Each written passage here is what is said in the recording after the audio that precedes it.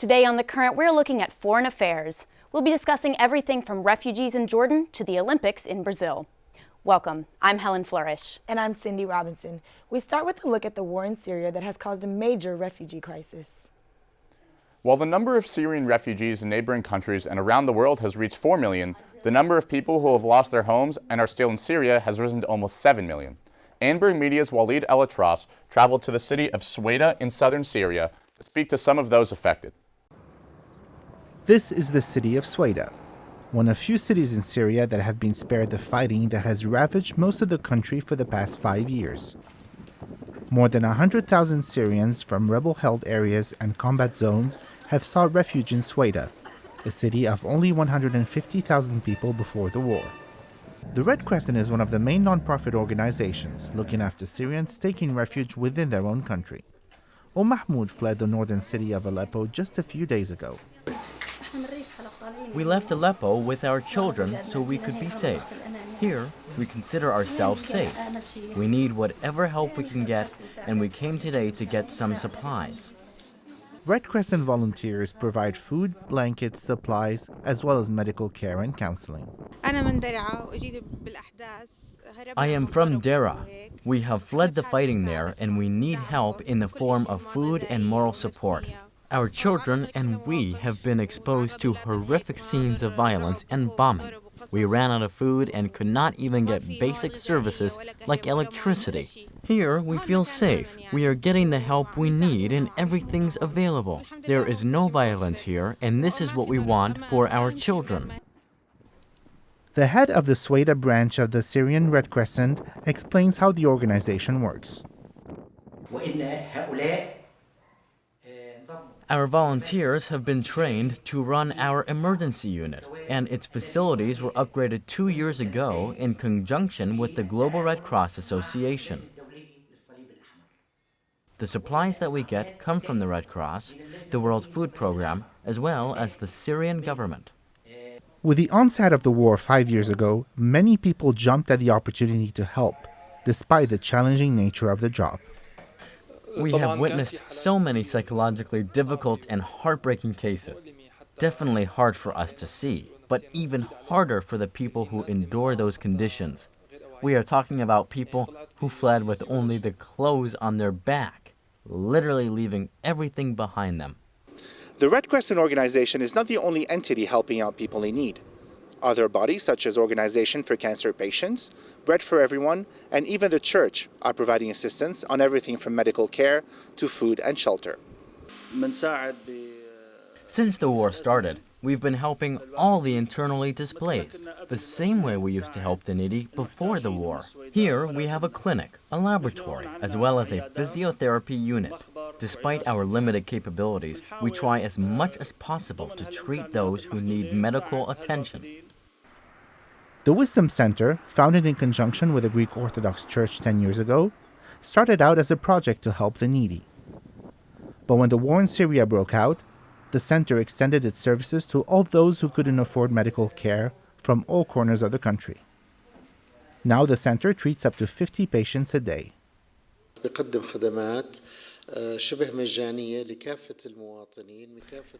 The center offers medical services to all citizens, almost at no cost to them. We currently get more patients because of the war.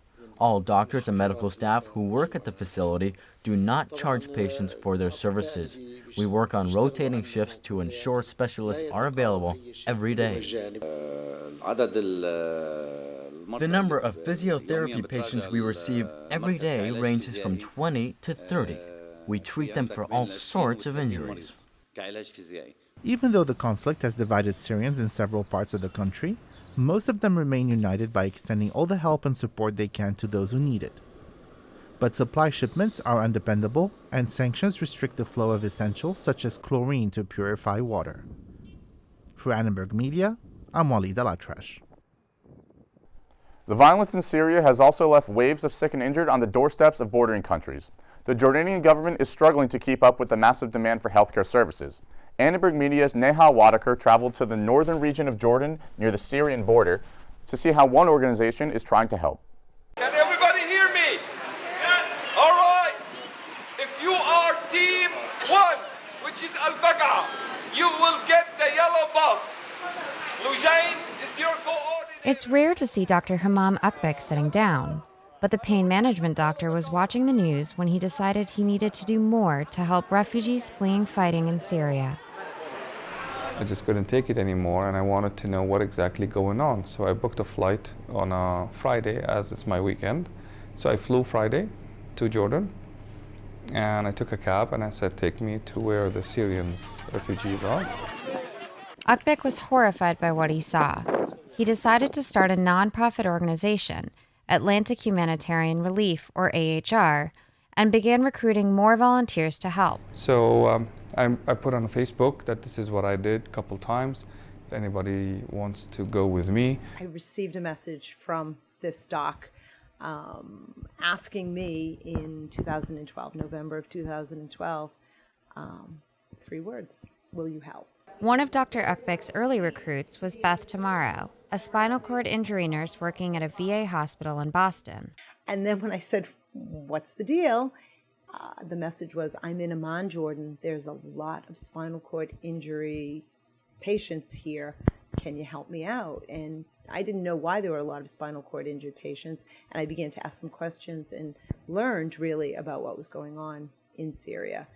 The movement grew, and actually it was a Facebook movement. So each person started putting on his page what we did and some pictures, and out of a sudden in March, and we have an explosion of the number of people who are coming, and then May, and then September, and then November, and we start doing this every 3 months continuously. The physicians conducted a needs assessment in Jordan and learned that many refugees living in cities and state-sponsored camps were relatively well cared for. But not all the refugees crossing the border were getting the aid they needed. Jordan is a country, to begin with, very limited resources. They have been accepting refugees from all over, and it just could not keep up with the demand of all those refugees. Despite all that fact, they're still doing the best that they can. Actually, in my opinion, they're doing more than they can to be able to help the refugees in these circumstances. The doctors discovered that the greatest need was from refugees living along the border in the unofficial refugee camps the Jordanian government does not support. Sometimes we have to drive 2 hours from Amman just to reach one of those, what we call them, quote-unquote, random camps, where those refugees live in. So that's where now became our focus, is how to reach those people, because the United Nations will not support any refugee is not registered. The local NGOs will not support them because they live so far away.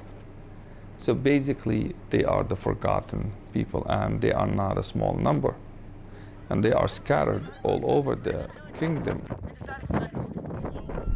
I'm standing here at a makeshift refugee camp that's approximately 2 miles away from the Syrian border. This is one of the camps that's closest to the Syrian border, and therefore the situation is incredibly dire. The people here don't have health care, don't have education, and they're living in complete squalor. In fact, the doctors that we're traveling with today asked us to wear these masks in order to protect ourselves from infection. The doctors, healthcare workers, and humanitarians come from all around the world and use their own money and vacation time for these trips.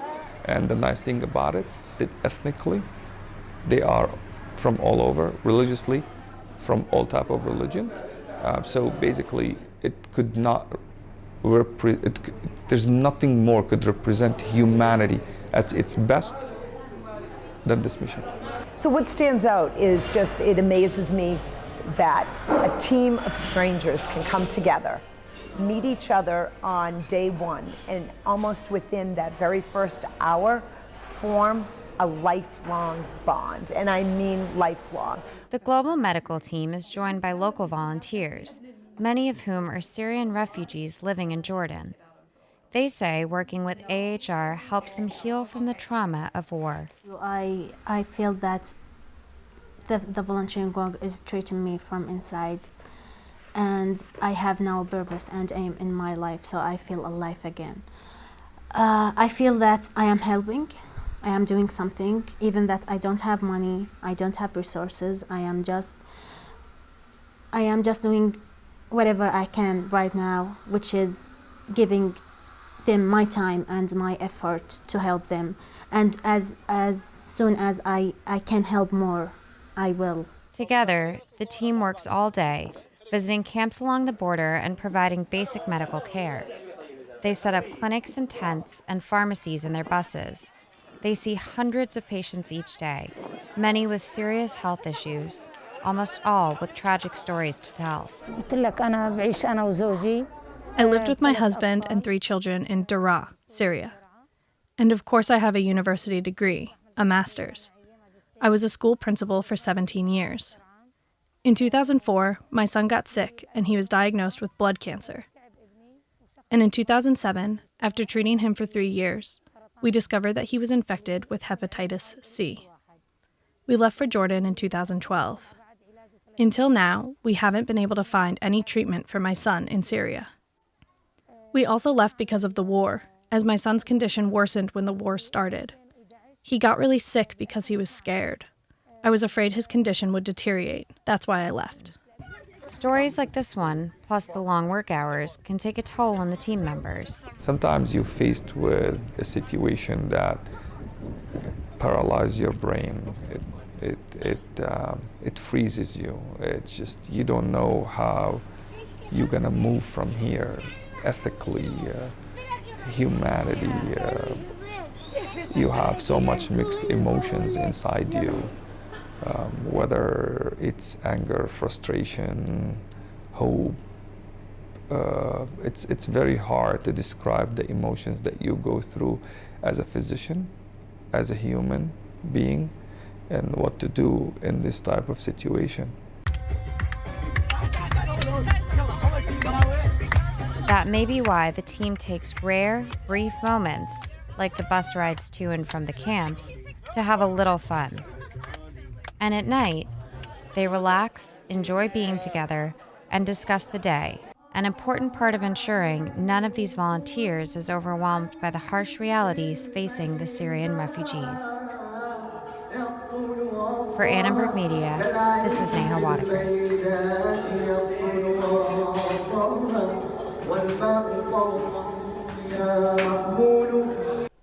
And here with us in the studio to tell us more about her trip to Jordan is Neha Wadekar. Neha, thank you so much for joining us. Thanks for having me. Now, Neha, if you could, you are a master's student, you are weeks away from graduation. Tell us why you felt like it was so important to go to Jordan despite it being such a busy time in the semester. Well, Helen, I had started this reporting project earlier in the semester, and I had the opportunity to talk to a number of Syrian refugees living here in Southern California. And the one thing that they kept telling me was, you don't really know what it's like until you see it in person. You know, you can watch the news, you can follow the story, but until you actually see it with your own eyes, you can't possibly imagine how bad it is. So, you know, I felt that for myself as a reporter and a journalist, I wanted to have that experience to improve my reporting of the story. So I took the first opportunity I could to go and visit Jordan. If there is one scene that stands out to you as the most powerful thing that you witnessed while you were on your trip, what would that be? You know, I had the opportunity to talk to a young girl. She was about 20 years old, and she and her family lived in the south of Syria. And they stayed in the country as long as they could before they had to flee to Jordan because of the bombing. And, you know, I had this wonderful interview with this girl. She was so brave. She told me, you know, her whole story. And at the very end, she asked if she could sing a song for Syria. And I believe we actually have footage of that moment here with us today for the audience. Let's take a look. وعلي هاجم بالسيف يا حيف يا حيف وظهرك للعادي وعلي هاجم بالسيف يا حيف يا حيف.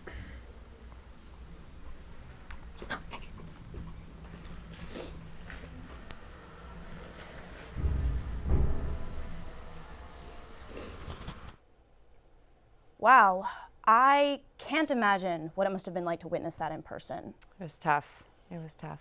I mean, if there's one thing that you could let Americans here know about the Syrian refugee crisis, what would that be? I think one of the most important things to remember, especially when talking about refugees in the way that we do, is they don't want to be refugees. And that's something that they just kept saying over and over and over.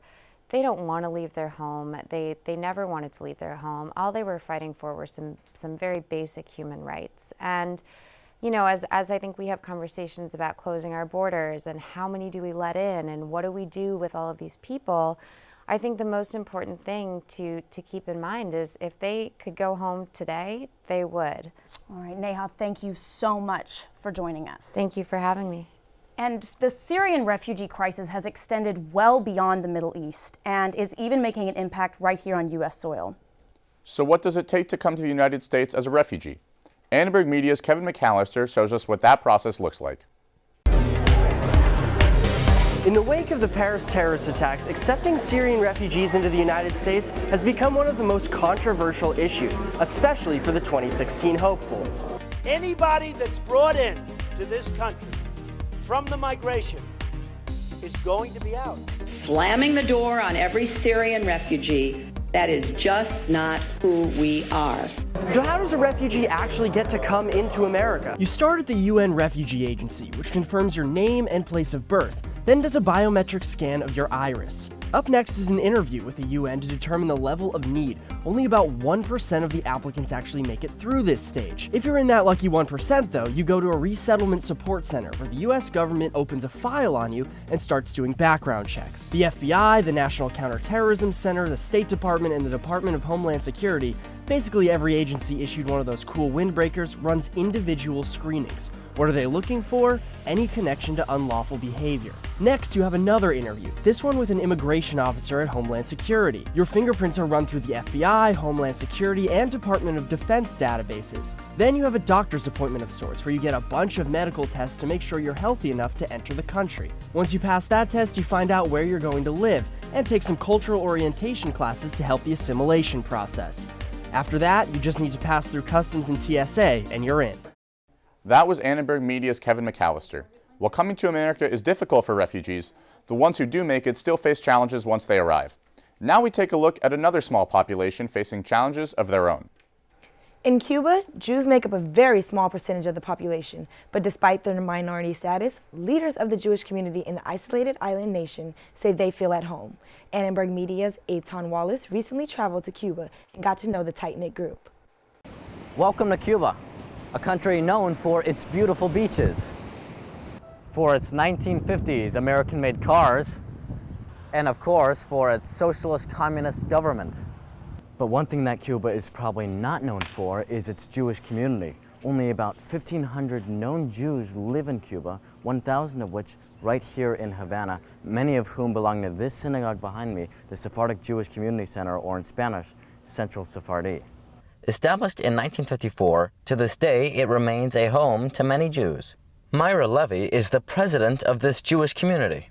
It is a community that has all of the components of a community in day-to-day life. It is a wonderful community and it is alive and well. Cuba was once home to roughly 20,000 Jews, but most of whom have since left and only about 1,500 remain. To put that into perspective, there are more Jews who belong to this Los Angeles synagogue, Sinai Temple, than there are in all of Cuba. The synagogue also provides its members weekly Sabbath services, and Goldstein helps lead them. But the synagogue offers more than just worship services for its members. For instance, Hebrew classes are offered here weekly, and the one right behind me is a yoga course. However, even with all of the day-to-day events that take place at the synagogue, it still faces many challenges. One of the major difficulties is that the members of the community are getting older. And this is not just a problem in the Cuban Jewish community, as it is also one in the greater Cuban community. And we are suffering from the loss of our young members and families because of economic problems, and as a result, they are moving to Israel. In Israel, they find better conditions. That is one of the biggest threats facing our community. unas condiciones diferentes. Now, besides the Sephardic Jewish Community Center, there are also other synagogues in Havana, including this one, Congregation Beth Shalom, Cuba's oldest and largest synagogue. We have a big sanctuary. Adela Dworin is the president of Congregation Beth Shalom. Lay people in the community are conducting the services, especially young people are conducting the services. And one of this synagogue's top priorities is the health of its community members. One such way the synagogue ensures the health for all of its members is by running a community pharmacy. In Cuba, healthcare is very nice, but we see lack of medicines. So we open a community pharmacy, which is run by medical doctors from the community. They do voluntary work, and they deliver the medicines to Jews and non-Jews completely free. And when asked the question if anti-Semitism exists in Cuba, Is there anti-Semitism in Cuba? No. Absolutamente no. no, absolutely not. It has never existed and it doesn't exist today, and we hope that it will never exist in the future. We feel very safe in this country. That's why we stay here. We as Jews in Cuba are not second-class citizens. We are not persecuted. In fact, the president of Congregation Beth Shalom even goes as far as to say that the Jews have good relations with the Cuban government. I was so lucky. I was one of the 6 invited to meet with the president.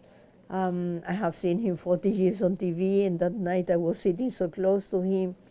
And we invited him to come to Hanukkah, and he attended the Hanukkah party, and he was very kind to the Jews in general. He made 2 important statements. I will never deny the Holocaust, and I will never deny the existence of the State of Israel.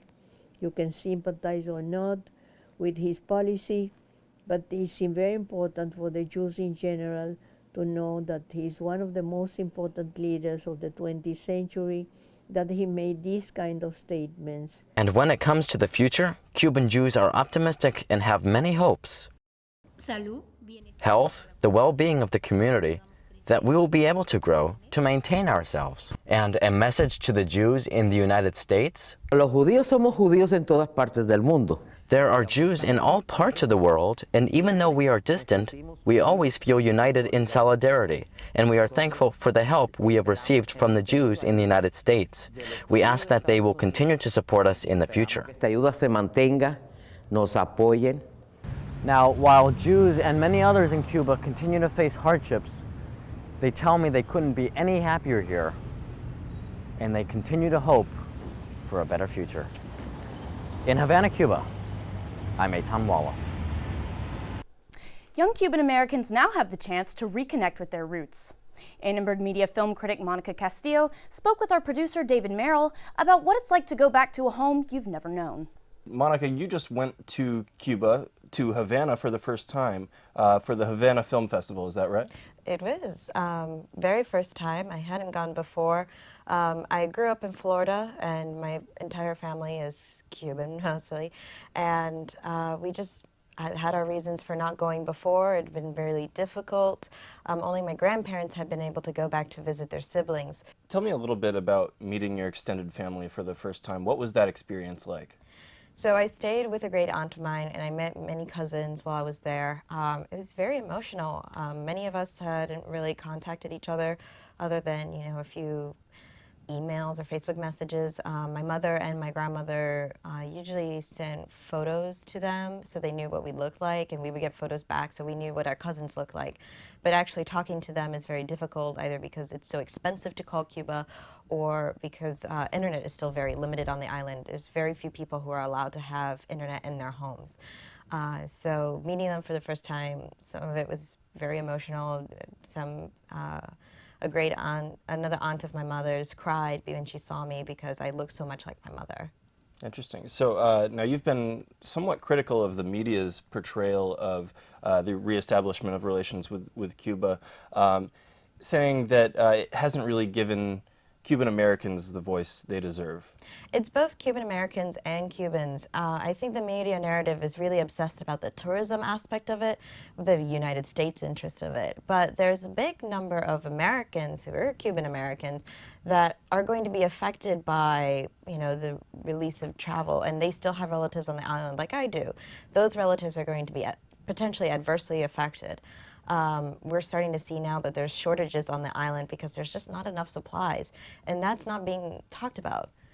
There's more articles about different cars and where to stay and sites to see while you're in Cuba, but there's not a look into the economic realities of what happens when potentially millions of people are now going to come to an island that had been so restricted and so short on supplies. Sure. Now, it's always been a dream of mine to go to Cuba. I know I'm not the only one. I'm really fascinated by the fact that it was so isolated for so long. Could you give me some tips on how to maybe visit Cuba responsibly? I don't think we have that in place just yet. I don't think the government has those kind of systems in place to make sure it actually trickles into the community. My advice would to try to be stay in private homes or so to make sure that money goes straight to other Cubans. There are some Cubans that are going to be able to make money off of the tourism, whether it's the taxi drivers, whether it's the people who have small restaurants in their homes and things like that. And I would advise people to educate themselves about the two different currencies on the island. So President Obama's decision to reestablish communications with Cuba has been kind of controversial, and part of that is due to some human rights concerns. What can you tell me about that? Right, so the Cuban government is still persecuting people, and actually hours before President Obama visited Cuba, there was a large protest, and the government came out and beat and jailed people. And one of the sad part is about the media narrative being so positively focused. It's not looking at the negative side of what that administration has been doing. So it's a very one-sided narrative, and I wish that it was a little bit more fairly covered. Yeah, and so Raul Castro, during the press conference, famously said, give me a list of names of these political prisoners. I'll release them today. Have there been any developments on that? Very few have actually been released is what I've heard, but obviously the jails aren't empty, so we would have heard about that. There's still folks out there, and I wonder if there's almost too many names to name, if there's just a lot of innocent people that now have records on the island because of that. Mm-hmm. Well, Monica Castillo, thank you very much for coming by, and if I do go to Cuba very soon, I'll give your aunt a call. Maybe she can let me stay with her. I'll let her know. Great. Cuba's not the only country preparing for more visitors. Cindy Robinson has more on the Rio de Janeiro Olympics. This year, the biggest sporting event in the world is heading to Rio de Janeiro. As Brazil prepares to host the 2016 Summer Olympics, the country is also dealing with some controversy. Here to talk about some of the issues surrounding the upcoming games is Brazilian journalist Giselle Peckelman. Thank you for joining us, Giselle. Thank you very much. It's my pleasure. So, can you tell us, how are Brazilians reacting to Rio hosting the Olympics? Well, Brazil has been trying to host Olympics for a while, and they couldn't do it. And not only Brazil, is a very special event and chance for the whole South America, because nobody in South America was able to host the Olympics before. Argentina got really close, but it never happens before. The last time they tried, Brazil was having a really strong economy, but it didn't work. So they gave it to someone else, and we weren't able to host. As I would say, Brazilian people, they're all excited about everything. They're excited to have the Olympics over there. Yes, they are. I mean, it's going to be a happy thing. Yes. So what about the people that aren't so happy about the Olympics? Well, the reason is not they're not happy about the Olympics. The problem is we are facing a huge economy problem in Brazil right now.